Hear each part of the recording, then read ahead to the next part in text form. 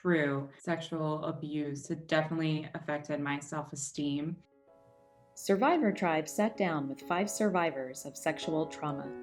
Hi, my name is Citra. I'm a survivor. Hi, my name is Anji, and I'm a survivor. Hi, my name is Starr, and I'm a survivor. Hi, my name is Kate, and I am a survivor. Hi, my name is Andrea, and I am a survivor. To discuss how to improve your self-esteem after abuse. Once I realized that the pattern of people I was dating were the exact same as my abusers, all of them, they all had the same patterns over and over and over. I realized I was the common denominator. I realized I needed to work on myself and figure it out. Here is what they had to say.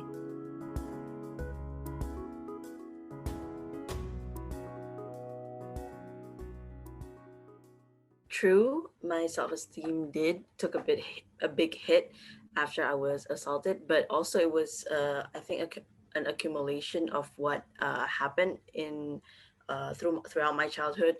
Not only domestic problems at home, but also bullying at school and being someone that traveled around a lot, moved around a lot, also made it very difficult to adjust. But the sexual assault that happened when I was 14, when I just got back home after being abroad for so long, that was truly the most culture shock and was very detrimental to my trust issues, I think. True.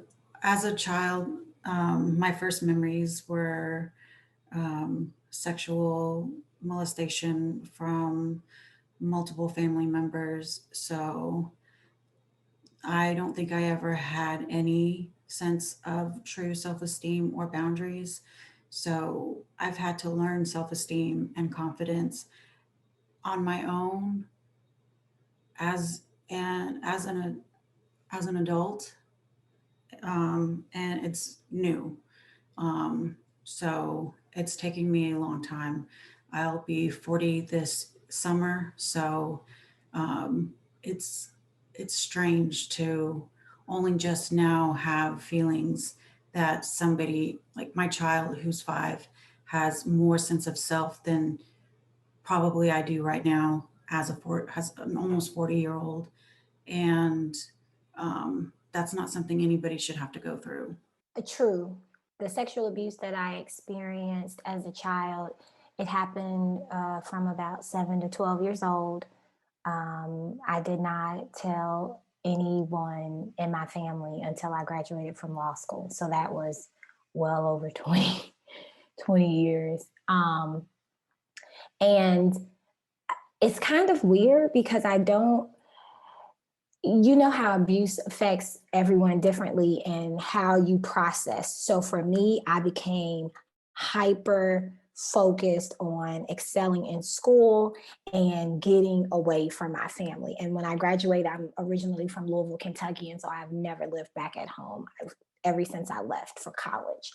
And for me, like I was thriving, I was popular, I made great grades, I was, involved in student government. I was, on the cheerleading team, like national champions. And so on the outside, it looked like everything was together and that I just had this great life. But on the inside, I was like dying and I did not love myself. And while I did not physically harm myself, I thought about it often. I thought, like, would it matter if I was here? Like, would they really care? Like, does it really matter me being here? And so I think the thing for me is that I've only started loving myself. And it's almost kind of to Angie's point, because what I do know is that I made a very conscious decision before I had children. Like I didn't want to have children because I never wanted to get married. I never wanted to have children because I didn't want to mess up anyone's life. I didn't want to not be there to protect someone. And honestly, I didn't feel like I deserved that kind of love. So my son now is 7 years old, but I probably only really started loving myself like 7 years ago because but it took a lot of work. So True. Sexual abuse, it definitely affected my self-esteem. I think in the biggest way, it almost separated like myself into being like my sexual self and my body and like my mind and my personality were almost two separate things. And um, even if I was like getting good grades and stuff like that, similar to what Starr said, like I was still like achieving things where for me, it was like my sexual self and how I was cast as kind of this like I was put in a lot of situations where I felt like I was cast in this kind of hypersexual role where the people around me did value my body and what I could, how I could pleasure them over this other part of myself. So that's the one I got all of the like that's where I got all of my sense of self from, was this part that was all dependent on other people, specifically men, and how they were validating me or using me in any given moment. And I think that for a long time I kind of adapted this personality that was like, oh, I don't care about anything and like whatever, everything's fine. And I think people always said that I was confident, so I thought that I loved myself. And what I started to realize on my healing journey is that there's a big difference between confidence and being outgoing and self-esteem. To me, self-esteem is how you really feel about your inner self. And because of that, it's what you're willing to take from other people. And in those years of my life, I was just willing to do really anything and let people treat me really as a sexual object. And then I would just carry on like it was nothing, even though I was deeply hurting and deeply wounded on the inside. And in that way, I think it affected my self-esteem wholly and really dictated the mask that I put on to kind of cope with that inner trauma and hurt. So, true. My self-esteem was greatly impacted by my assaults because I feel like when my rape occurred, like to me, it was like really impactful just because like I was a virgin when it happened, and I was just like fresh out of 18, and I just barely turned 18 like a few days ago, and like this person was obsessive with the idea that I was barely legal, and like I was and I just remember like just like after it happened, like I just felt so like worthless. I felt so disgusted. I felt used. And then also I felt like what made it worse at the time was like I was in a relationship with someone else. And I was expecting to lose my virginity to that person. And like I was already combating with this idea of like, fuck, like this other man took what I was supposed to give to this other guy, even though like it's my body, like I could do what I want with it, but still I was like, I felt like I took something that someone else was supposed to have. And like I was just kind of like I don't know like what I'm supposed to do. And like I don't know. And like I always just got like these comments from my partner and like future partners. Like it was just always like, oh, you're not as tight as you usually are, or like you're not like you feel like you've used like you're used to these kind of things. And I'm like, I'm not used to sex. Like I'm used to violence. Like I'm not used to controlling my own body. Like I'm not used to feeling confident in myself. And I feel like it definitely was not that it led up to it, but I feel like I always had these thoughts how normalized sexual violence was since I was a child. Like even when I was a child, like I was always like catcalled, as from what I remember, like at the age of 6. Like how can you think of that from a 6-year-old? And like and growing up and also like when like online was getting popular and like chat rooms were getting popular, like I was very young when I got like into those. Like I was like 13 years old, chatting with way older men and like, sending inappropriate pictures and like chatting with them about very inappropriate things. And like I was already in a place where I was like, oh, I don't even, and not only do I have to hypersexualize myself in public, I have to also do it online. So I could be perceived older, so I could be taken more seriously and all these stuff. And like, and I felt like it definitely carried on when like I was just getting older, just because like even my own dad told me like if you ever get raped, it was your fault. So like when it happened to me, I was like, ah shit, it was my fault. Like and like and I just remember my father always judging me and always critiquing me to be like my mom, like because he had like a love-hate relationship with my mother, and like it was just always like I always got worried when he would tell me like I look like my mother or act like my mother, because I didn't know if that was a good thing or a bad thing. Like I don't know if he saw me as an angel or as a slut. You know what I mean? And like I was just like it just was really hard like for a long time. Like I know I'm 20, like I'm fairly young, but it was like the worst 2 years of like college just thinking that, because like I ended up in psychiatric hospitals like 3 times because of attempts of suicide, and like I just felt really disgusted and like um but I feel like now I'm just definitely I just always kind of remind myself like like virginity is such a construct and like and also like I could decide what I guess you could say my virginity is. And I feel like what my virginity is like being with someone who I actually really love and I could actually trust and like have I can have fun with. And like I think that's the best way I try to like cope with it, because I know for a long time like I was always like I'm not a virgin anymore, so therefore I'm worthless. And like but later on like once I met people and like now eventually my partner now, like it was just nice to have someone that like didn't see me as my abuse, like as my violence, like as a product of my violence. Like it was just someone that just saw me as an individual that just so happened to went through stuff and gave me the time and the patience to like heal and to get comfortable with like being loved again.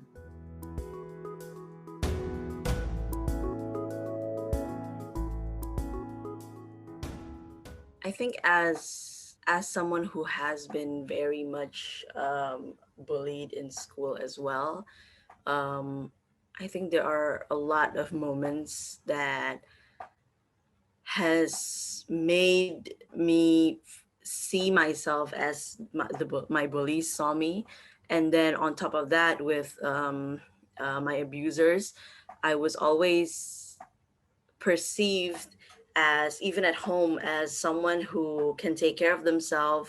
I did martial arts. I was an only child.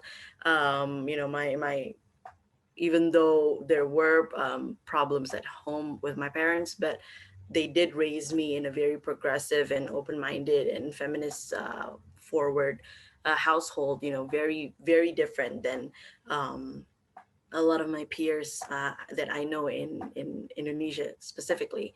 Um, so I was always perceived as this strong, independent person, which now I can pretty much um, understand why they raised me the way they did, but also that lacked openness as to being vulnerable, as to coming forward to my mom when my first sexual assault happened, which they just shrugged off because they knew that I could, take care of myself. So I think there aren't one moment, but it's just a series of moments where I knew that um, I'm not what they say I am. I'm not how my partners or these strange boys treated me.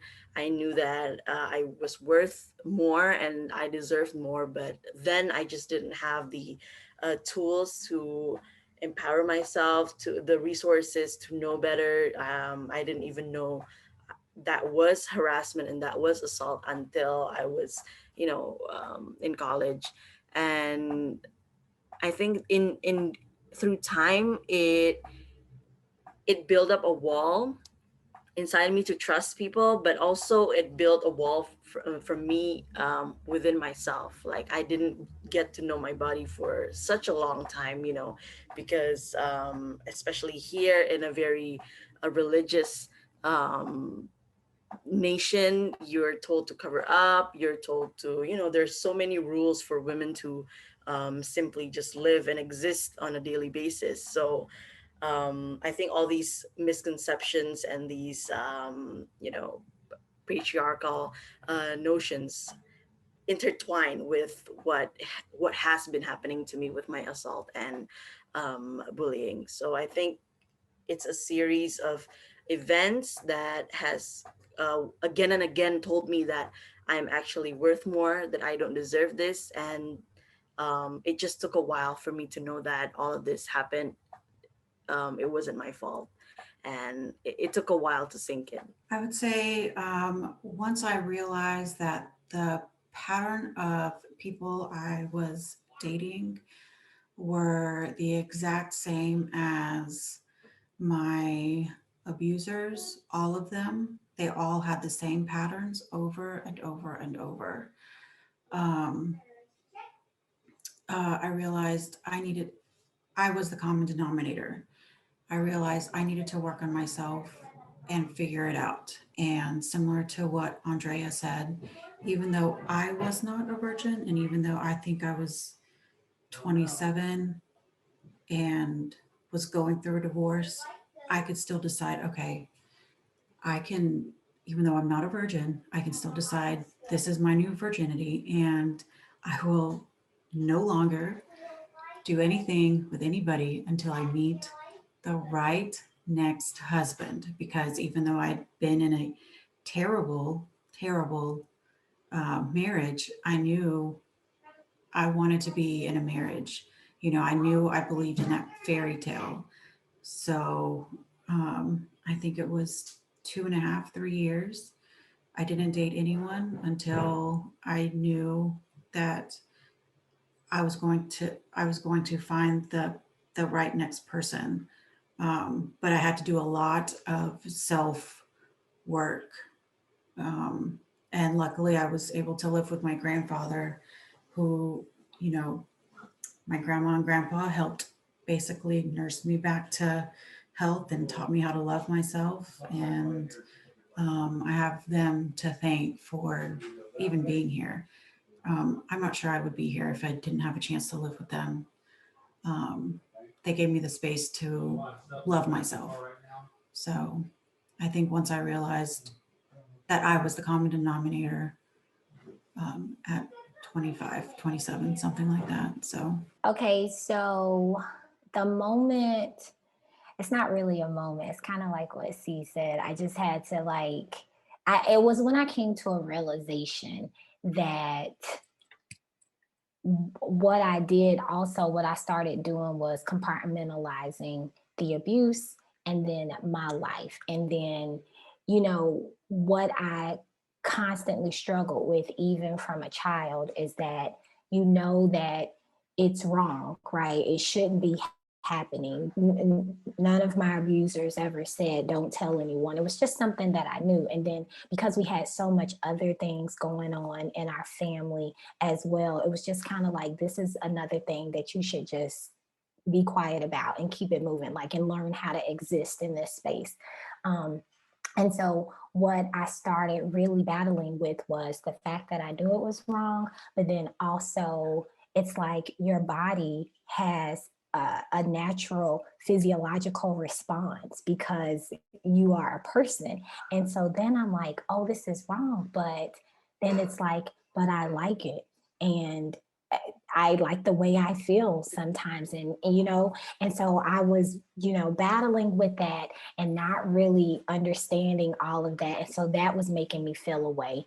But then as I got older and when I became sexually active, it became, well, I didn't have control over it then, but I have control over it now. And so I'm going to do it with who I want, when I want, on my terms, how I want to do it.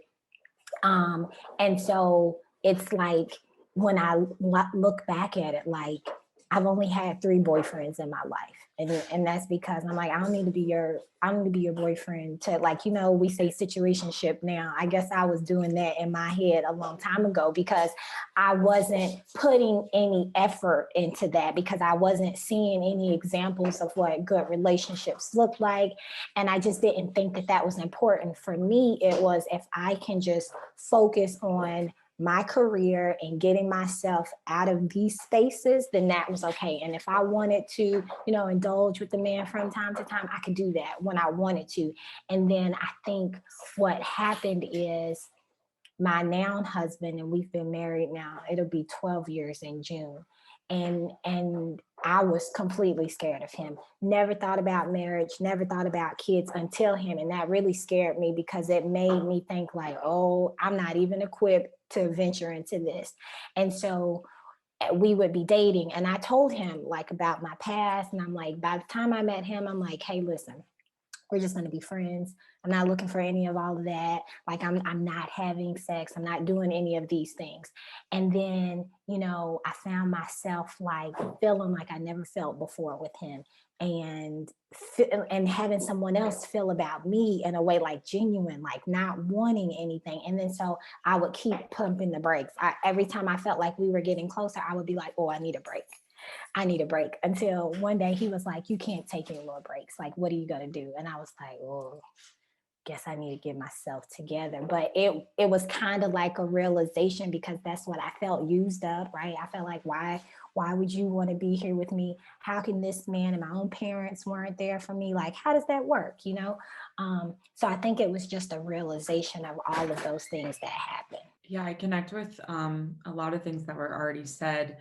I think for me, it was realizing that I kept kind of escaping environments and men who were somewhat abusive or emotionally manipulative.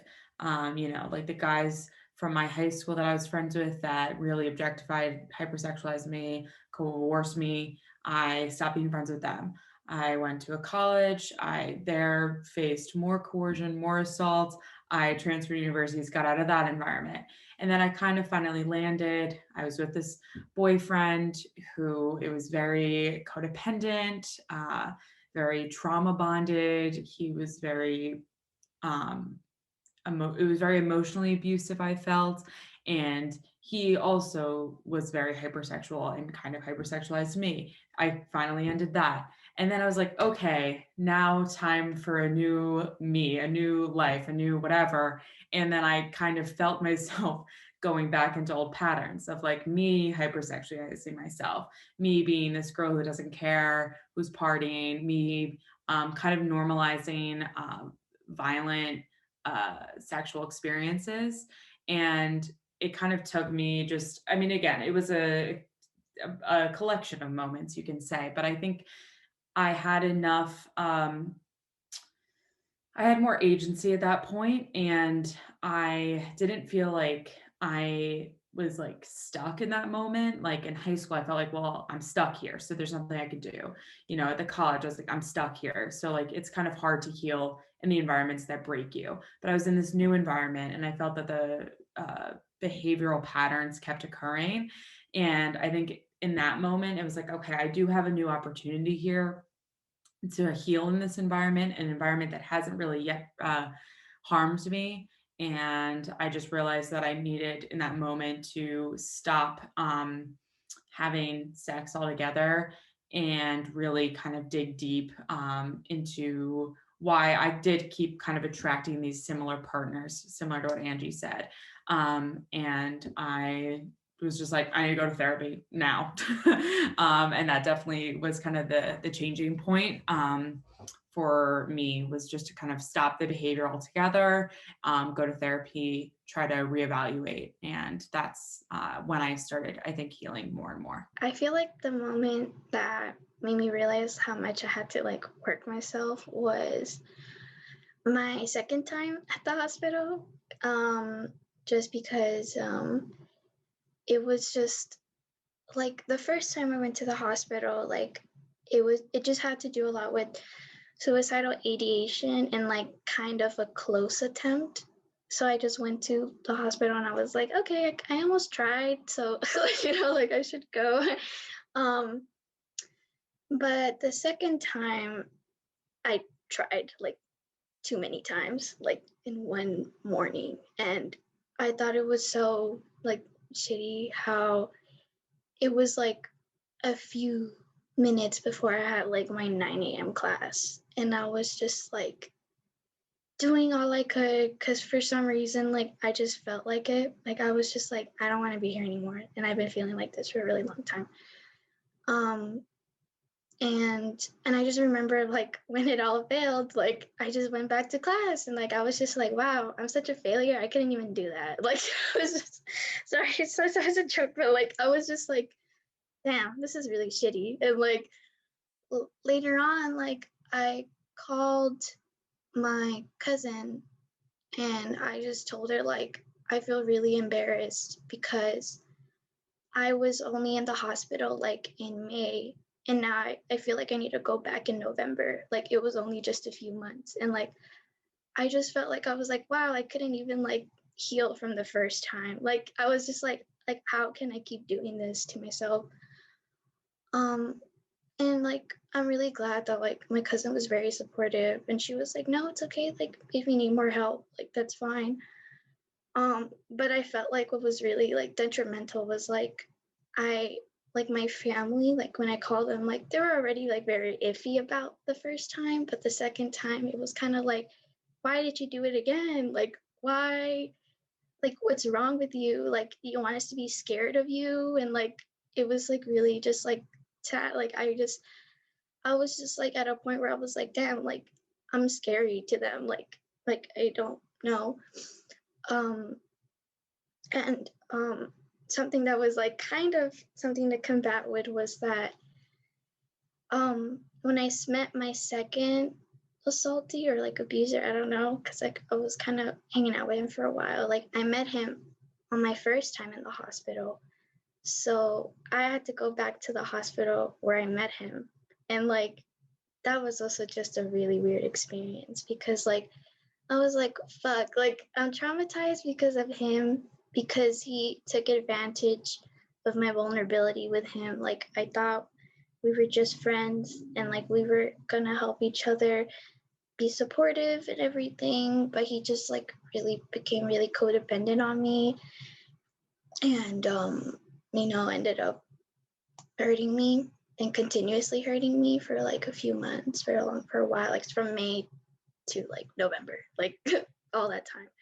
Like that time was supposed to me for me to be healing from that assault when it happened my first time in college, and like I was like even further traumatized like from this, and like I don't know, like I just felt like I was just like shit, like I have to keep doing this again, like I'm back at square one, like I don't know what to do. And like but I feel like what really helped me a lot was just the therapy sessions I was taking over there. And I felt like what really helped me out was like just like my friends being there for me, because like my family was already very skeptical of me like being there, but like I had friends that like who knew about this or barely knew about it, and they were there to visit me like every day. And like I thought that was so nice that like, because I would even tell them, I would be like, oh, like how um like is it weird to you that like you have a friend who's like suicidal? Like is it weird to you to like, does it feel worth it to be with someone like me? And like they were like, yeah, like you're so amazing, and like I'm so happy to have you in my life. And I just, that meant so much to me, because like for a long time like I felt like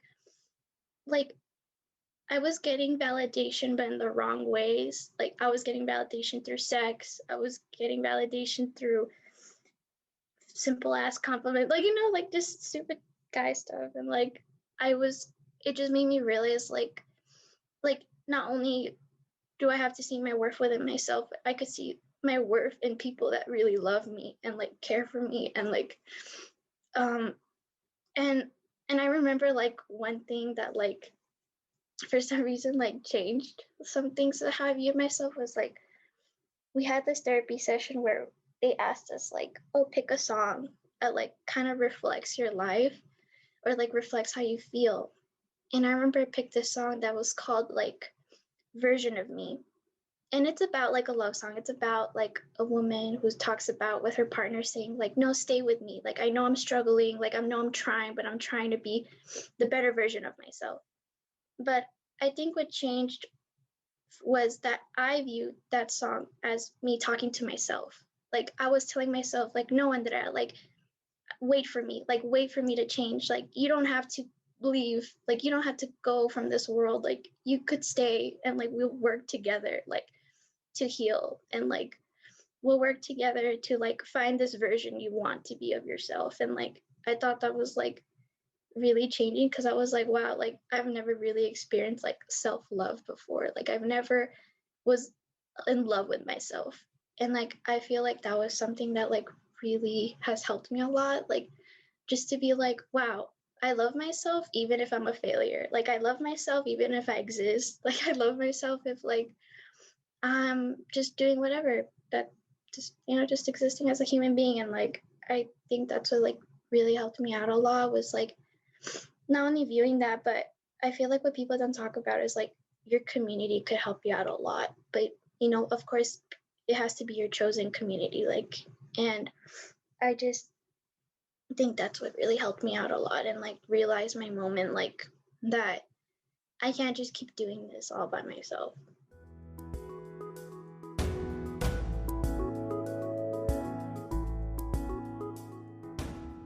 True, very true.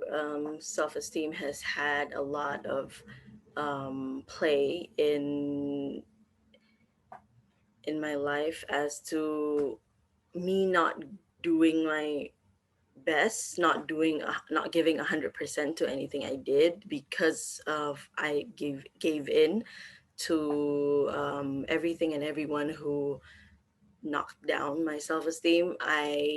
You know, I had these roles that I had to play. At home I was someone else, at school I was something else, in my social circle I was something else. So it became so difficult to know which one I was because I was playing these so many different roles.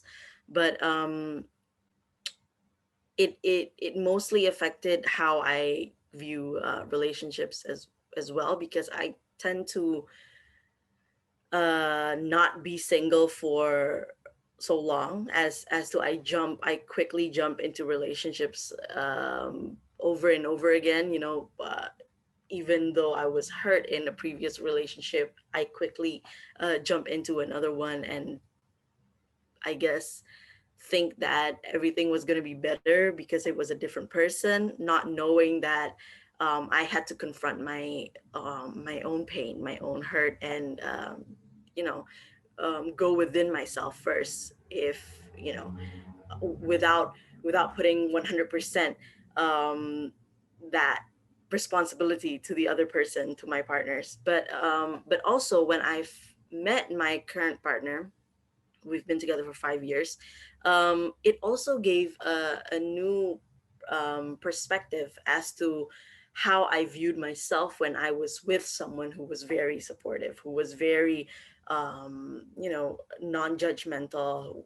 Even on our first date, I asked him out, and he didn't even go anywhere near my body, which was very strange, and which I took as to maybe he doesn't like me that much, but it was just someone showing their respect. But just because I was so used to someone, in the movie theaters, rubbing up against me or like grabbing me, without that experience, I didn't understand what it was. So meeting someone with like that, which I didn't know that a guy can be that way, was very, very impactful to my self-esteem, as to I never felt comfortable with my body, as in my, my weight.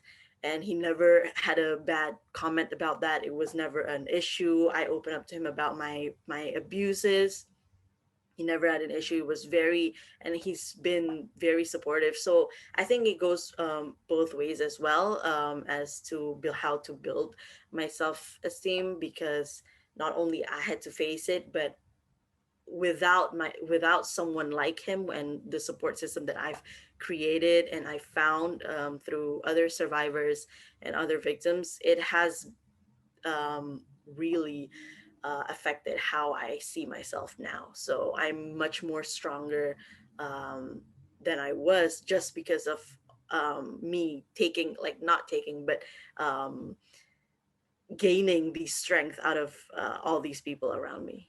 100% true. I would say every choice that I've made was based on that. Um, like Starr said earlier, throughout, um, I would say middle school and high school, I set out to be the best student, because that was something I could control. I thought if I was the very best student, that would set me up for success in life. Being an A student doesn't set you up for success in life.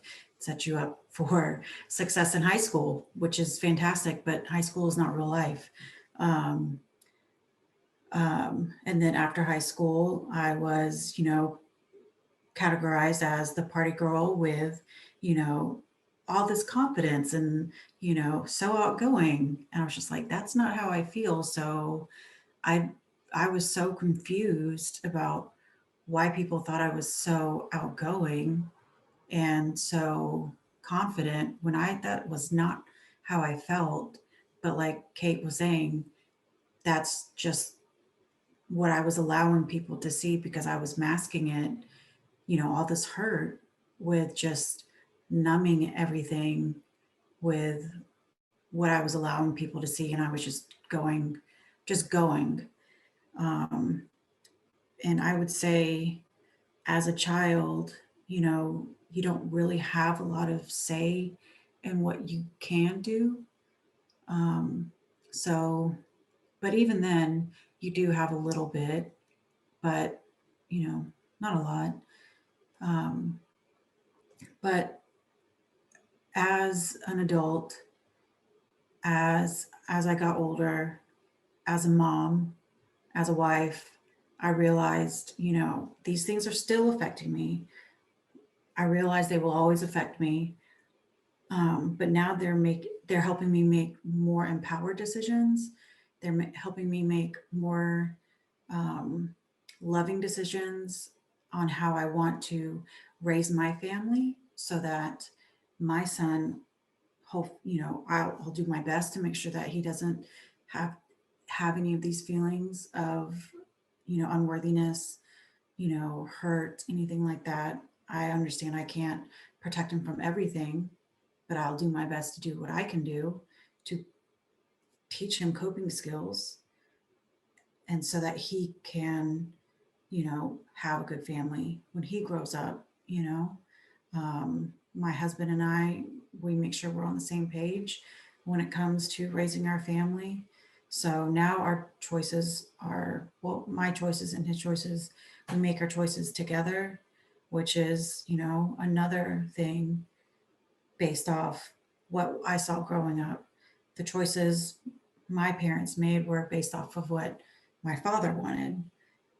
I don't think my mom still doesn't have a say in what she wants. It was all what does he want? So I saw that as, oh, we grew up with the saying, how did it go?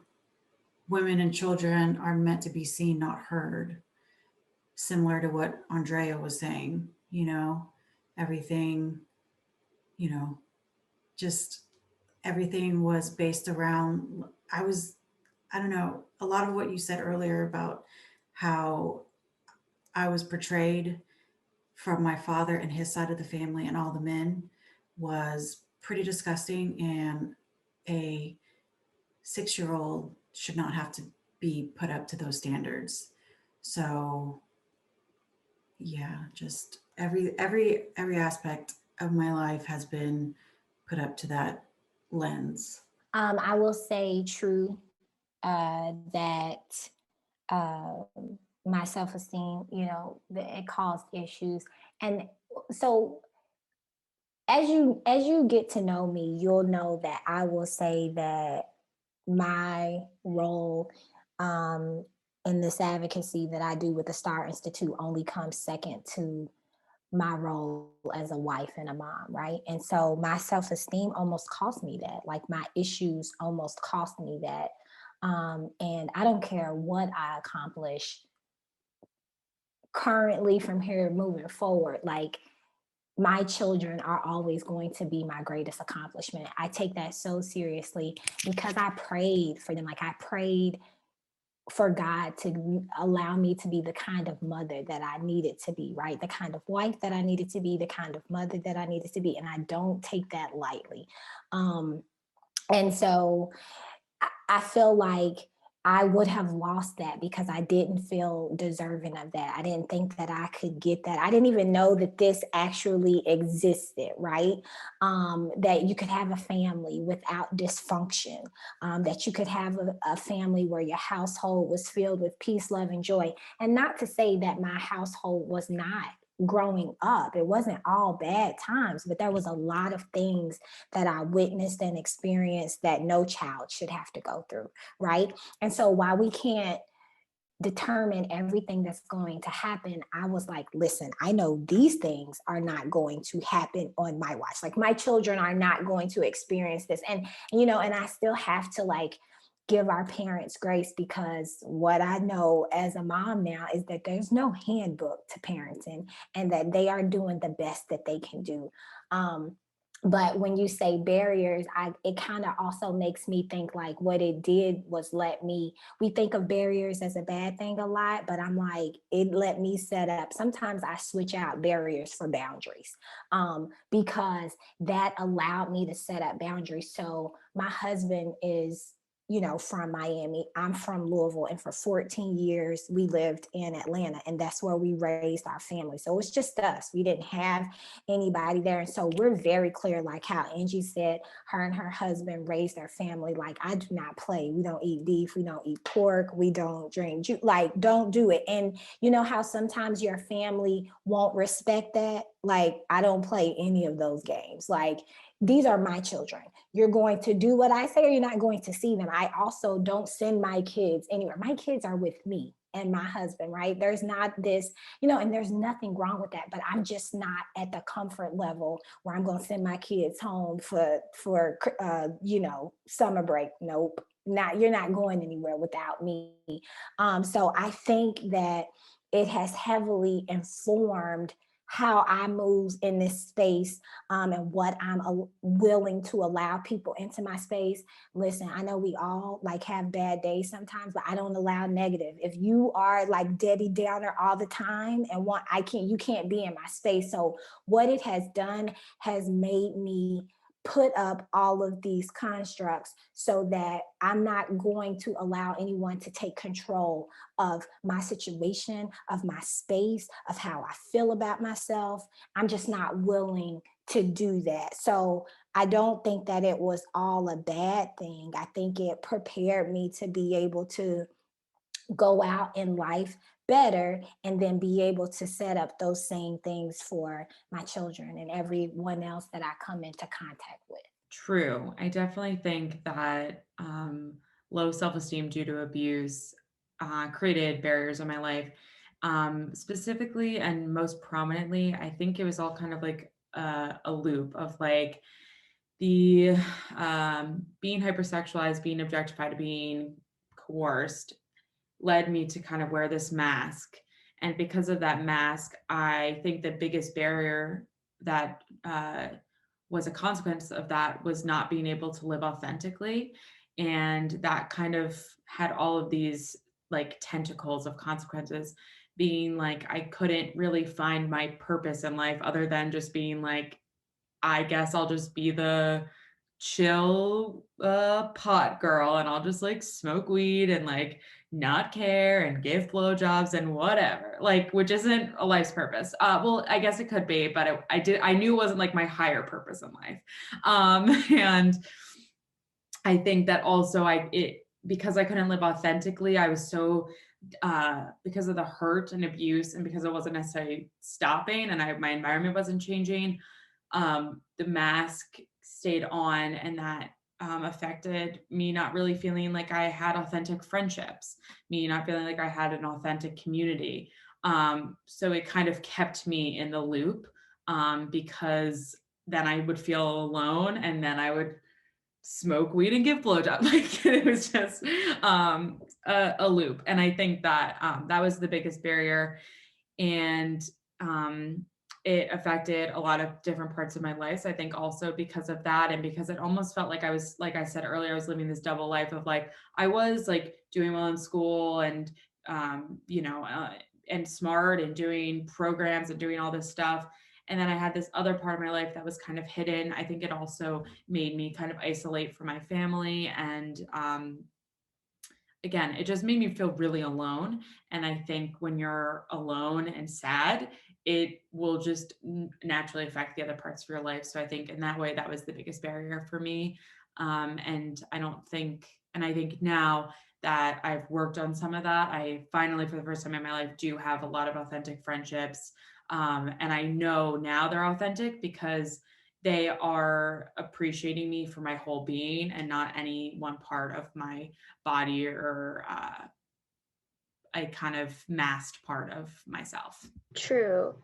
Yeah, self-esteem issues have caused barriers in my life.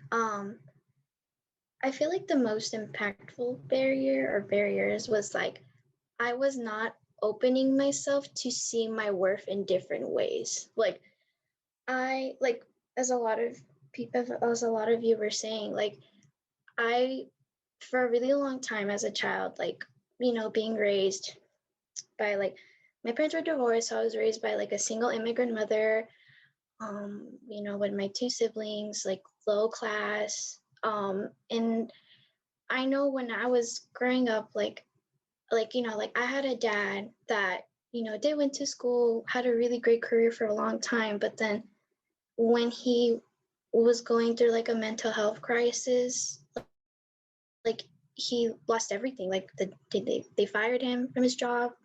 They like my dad wasn't very smart with his money, so like he didn't pay for like the cars, the house, the things, so like we lost everything. So like I remember viewing myself and being like, I can't stay in this level of poverty. Like I can't continue like this because like my family's really suffering because like my dad can't support us anymore, and like it's been like this since I was like 4 years old. And like it's a lot better now. Like I'm like really, we're in a really good place now. But like for a long time I thought to myself like the only way I could get out of poverty, or the only way I could live my life, is through education. So I was always putting myself at school and everything. And like I know when I was little, like I had a hearing problem, so like I didn't speak till I was 4 years old. So like for a while, like a lot of people kind of like underestimated my intelligence. Like they thought like like they just thought all these other things, but they didn't want to help me out until like my parents were like, no, like she just finally recuperated from her hearing. Like she just needs a little help. And from there on, like I was in this program that was meant for like kinder to 8th grade. And I guess you could say like I was able to graduate after the 4th grade. So people in my school like were really impressed, and they were like, oh, she could just go back to regular classes now. Like she doesn't need extra help. She's fine. And I guess from there on, like I just felt like I could never go back to getting help. So from there on, like I was only doing things myself.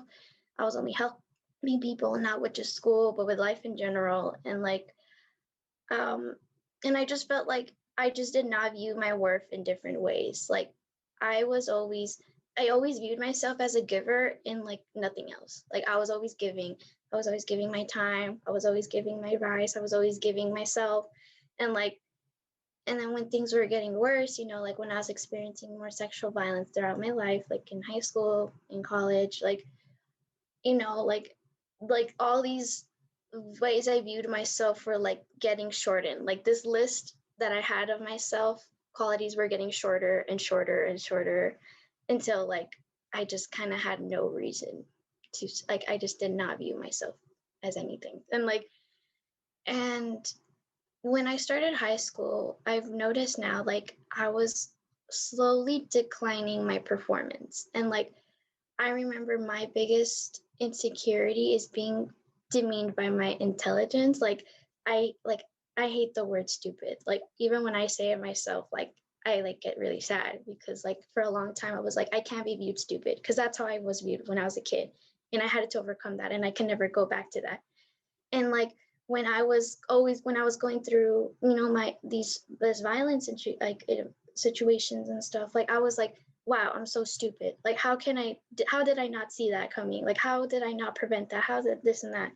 And um and I just felt like I just wasn't viewing myself in different ways. And like for a long time, like I just had this super toxic relationship with my education where like it was like a ride or die situation to that point. Like I was like, if like if I'm not doing good at school, then like what is there to live for? Because like I can't even get out of poverty, like and can't succeed. Like, you know, like I was just like, what can I do in my life? Like it's very meaningless. And like so now like I finally took a break from school and it just helped me out a lot, like a lot, because I was talking to my counselors and I was like, you know what, like you see me, like I'm failing the out of school. Like I am failing so bad. Like I can't, like and I was telling them like, and I need to leave because like that school is also a root of my trauma. Not that my abusers were from that school, but that's because they know where my school is at. They stalked me where I live. They, you know, they did all kinds of things there when I was there, you know, and like I was just like I just I just need to be away for a while because like I just can't, like I need to stop seeing myself through my performance because like I just like I can't keep putting my life, I can't keep putting my worth in my productivity. I can't keep putting my worth in other people's ideas of success. So like now, like even when I looked at my grades, like they're really bad, like they're terrible. But it was the first time I was actually comfortable with my failures. Like I was actually like, wow, you went through that and you didn't want to kill yourself. That is amazing. Like good for you. Like you really just overcame that. That's awesome. Like and like I just that made me really happy because I was just like, wow, like I could I'm still worthy to live even if I'm not doing good in life. That's so cool. Like that is so amazing. And like I just thought that like really helped me out so much because I was just like, wow, like that means I could learn different ways to be myself. And now I'm kind of like, well, I find my self-worth in like how and the things I like and the things I do and like the things I actually genuinely love to do. And like I think that's what really helped me open my mind more and to see myself in other facets in life and like to realize like you're not a failure, you're just going through life and like that's what it is. Like that's fine. Like, you know, like I'm not defined in how people like see me.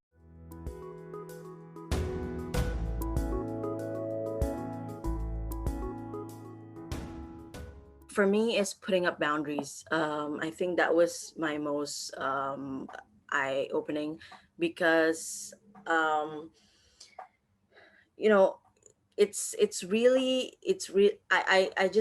I realized that I was letting so many things in, putting not like I said yesterday, I was always putting the blame of everything to myself. Like whenever these bullies happen, I look down at myself. Whenever these assault happens, I blame myself that it happened. And I think that's the culture that we live in. But by putting up boundaries, as in saying no, disconnecting myself with uh, toxic negativities, with toxic people, and that has helped me really minimalize my, what I give, and my time and my love and attention and care to people and things that not only reciprocate but also are worth that, because I've always put myself to give myself to so much. um Also, I think by just doing stuff, as a lot of you guys have said today, that um all of these trauma that happened has affected your has not been that affected your productivity or your grades and your school work. It did mine, because I was a straight A student when I was, elementary school and starting middle school. But then when everything all happened, it just went downhill. I didn't want to go to school. I didn't want to do anything. um, just like Andrea, I've had so many you know, series of suicidal attempts and all that stuff, plunge into a deep, deep depression. But what I did to get out of it was really work on myself, really pulled myself back through academic, and also like just writing my book and having it published, just doing that stuff, as in just to like a big to all the abusers and to all the bullies that have brought me down. So I think through my work, especially now with a lot of survivors and victims, that has all helped me build myself back up, due to their strength also. Things that have helped me grow my self-esteem include, the biggest one is follow my interests, because as a child of sexual assault and all of those things, I was never allowed to follow any of my interests. I wasn't allowed to voice my opinions, anything like that. So, following my interest. And then also cutting off any relationships that have that make me feel bad, no matter who they are, how long we've had a relationship. Um, whether it's a friendship that I've had since I was a child, if that person makes me feel bad, every time we text, every time I interact with them on social media, every time we talk, I've distanced myself. I'll still keep in touch with them, to hopefully, we can, have that relationship come back, because, I do love them, but they make me feel bad. I can't keep that going all the time like it has been. Same with family members, anyone that makes me feel bad, I don't have time for it. I am reaching out for people who help me feel better about myself. Um, so that means I'm reaching out to new people who help me feel better about myself, and I help them feel better about themselves. So, stepping out of my comfort zone, reaching out to new people, yeah, has been fantastic, because there are people out there who, actually believe in, you know, happiness. So it's pretty fantastic. How I go about increasing my self-esteem, self-worth. First and foremost, I forgave myself. And not because the abuse at all was my fault, but um, as a result of it, I mean, there were consequences that I endured because of the decisions that I made. And I recognize that, even if they were, started from that place of abuse. But I had to wholeheartedly forgive myself. I had to forgive my abusers. And that did not, I don't need them to ever say anything to me, right? And, oftentimes people ask, like, do you need an apology? I don't. People are different, right? I don't ever need to see them again for the rest of my life. And I recognize that hurt people. And I feel like when someone has done that to you somewhere along the way, they probably were exposed to something that was inappropriate as well. So I've forgiven myself, I have forgiven them. um, and I do this work. Nothing brings me great joy than when I'm working with young kids, girls and boys. And I'm like, hey, I'm not giving you lip service. I have been there, right? Even though we all haven't experienced the exact same abuse, the trickle down effect from it is the same across the board, right? And I tell people all the time, it impacts every area of your life, right? And it's a journey, right? And this journey is ongoing. But that's how I do it. And I know that this is my purpose. And so, like I said, the 7-year-old me was like, oh my God, why me? Why am I having to go through this? And now on the other side of that, I'm closer to Anji. I'll be 38 this year. I'm like, look, it was purposeful. It was necessary. And I wouldn't, if I had to change it to take it back, I wouldn't. And of course I went to therapy. And like I said, I believe in God. And so I stay in my word. And yeah, I just want to surround myself, like Angie was saying, with people who are just trying to thrive, right? It can be in all different facets of life, but you got to be moving forward. Like, I can't be with you if you're going to be stagnant. I'm going to pray for you and I'm going to be, but you got to keep moving, right? Because that's what happens when you get stuck. There's no progress there. So those are the things that I use to build up. I've built my self-esteem back up, I think, in a few ways. I think the first huge step for me was therapy, for sure. And that also in that year of therapy, well, I'm still in therapy, but when I first started, I made a conscious decision not to engage with men romantically or sexually, just because I felt like I needed to heal from within. And if I didn't do that, then the same patterns would just keep coming up. And then I've also used my experiences to create art that I've found incredibly healing and also empowering, to feel like I can transform my experiences into something that is beautiful and funny and can possibly help other people. And using that to have transformative conversations has been really healing. And also just finding things that I'm good at and that make me feel good about myself, like baking and playing tennis and painting, and things that exist like totally outside, like that have nothing to do with my appearance, have nothing to do with my body.